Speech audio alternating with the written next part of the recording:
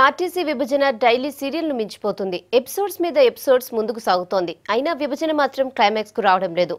తాజాగా కేంద్రం ఇచ్చిన ట్విస్ట్ తో కథ మళ్లీ మొదటికొచ్చింది. ఆర్టీసీ విభజన మళ్లీ మొదటికొచ్చింది. సంస్థను విభజించాలంటూ ఆర్టీసీ ఉన్నతాధికారులు లాస్ట్ ఇయర్ రాసిన లేఖపై కేంద్రం అనుకోని షాక్ ఇచ్చింది. విభజన చట్టం ప్రకారం ఉద్యోగుల పంపిణీ, సంస్థ మూలధనం, ఆస్తుల లెక్కల విధానంలో స్పష్టత లేదని తెలిపింది.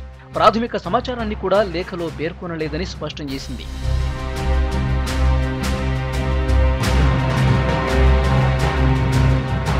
ఆర్టీసీని విభజించాలంటూ 2014 మే 28న కేంద్ర రోడ్డు రవాణా శాఖకు లేఖ రాసింది ఆర్టీసీ యాజమాన్యం. దీనిపై 7 నెలల పాటు కాలయాపన చేసింది కేంద్రం. అయితే రవాణా శాఖ మంత్రి మహేందర్ రెడ్డితో పాటు యూనియన్ నాయకులు ఆర్టీసీని వెంటనే విభజించాలంటూ కేంద్రంపై ఒత్తిడి పెంచారు. దీంతో లేఖపై స్పందించిన కేంద్రం పూర్తి వివరాలతో మరోసారి దరఖాస్తు చేసుకోవాలని సూచించింది.